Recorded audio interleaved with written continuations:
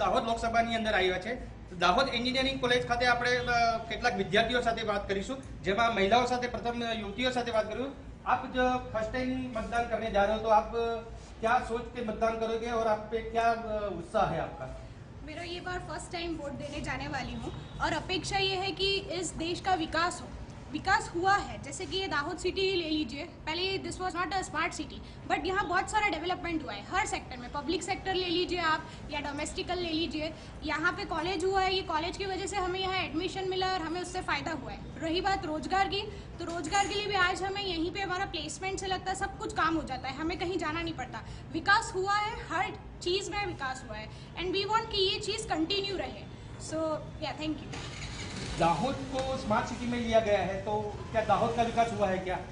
हाँ हुआ है विकास. एकदम से आज स्मार्ट सिटी बोला है और जल्दी से स्मार्ट सिटी बन जाएगा ऐसा नहीं होता. स्टेप्स लेते हैं, उसका डेवलपमेंट होने में टाइम लगता है. थोड़ी जगहों पे हुआ है चेंजेस. जैसे कि मेरी सोसाइटी में रोड्स थे, वो कच्चा रोड था, there was no gutter line. आज वो गटर लाइन सब पैक हो गया है, बराबर व्यवस्थित सारी पैनल्स बन चुकी है.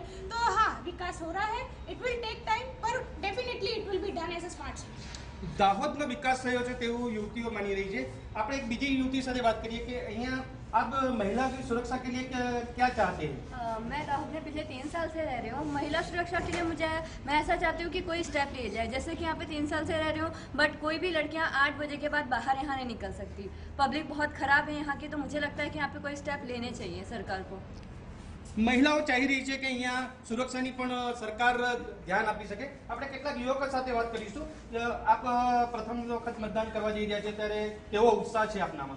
ઉત્સાહ તો હોય સર, પહેલી વાર મત દેવા જાય છે આપણે, અને એવું ધારીએ કે જે સરકાર સારું કામ કરીને જ મત આપીએ આપણે. તો એવું હું ઈચ્છું છું કે મત એ જગ્યાએ આપીએ કે જે સરકાર આપણું સારું કામ કરી શકે, કે ડેવલપ કરી શકે કોઈ પણ સિટી હોય. હું તો દાહોદનો નથી, પણ તોય એવી જગ્યાએ મત દેવાનું કે. Thank you. આપ કોને મત આપવા માંગો છો? સર અત્યારે તો કંઈ જાણકારી નથી, કારણ કે હજી તો અમારી સાઈડવાળા એરિયામાં એટલું બધું ડેવલપમેન્ટ નથી થયું. જો થોડાક દિવસમાં ચૂંટણી તો ત્યારે વિચાર લેશું કે કોને મત દેવો એમ. દાહોદની અંદર આપણે જ્યારે અહીંયા તમે છો ત્યારે દાહોદની અંદર આપ શું વિચારી રહ્યા છો કે આપણે આવનાર સમયની અંદર શું વિકાસ જોઈ રહ્યા છો દાહોદનો? આવનાર સમયમાં ગમે એક વસ્તુમાં વિકાસ નથી ઈચ્છતા, આપણે ઓવરઓલ ડેવલપમેન્ટ વિચારીએ છીએ. तो ज आ वोटिंग सफल थशे अमारू. आप कोनी सरकार बने तेवुं इच्छी रह्या छो?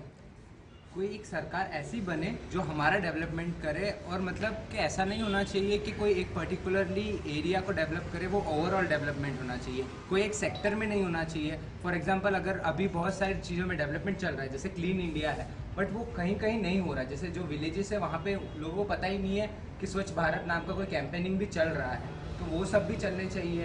तो ऐसी कोई सरकार आए जो बहुमती से आए, तो क्या वो ज़्यादा अच्छे से इम्प्लीमेंट कर सकती है चीज़ों को. યુવાનો એમ પણ વિચારી રહ્યા છે કે સાથે સાથે સ્વચ્છતા અભિયાન જે સરકાર ચલાવી રહી છે, અત્યારે સ્વચ્છતા અભિયાનમાં પણ પૂરું ધ્યાન નથી અપાતું, તો તેના માટે પણ ખાસ ધ્યાન આપવામાં આવે. આપ અહીંયા છો ત્યારે શું વર્તમાન સરકારથી આપ સંતુષ્ટ છો કે કેમ?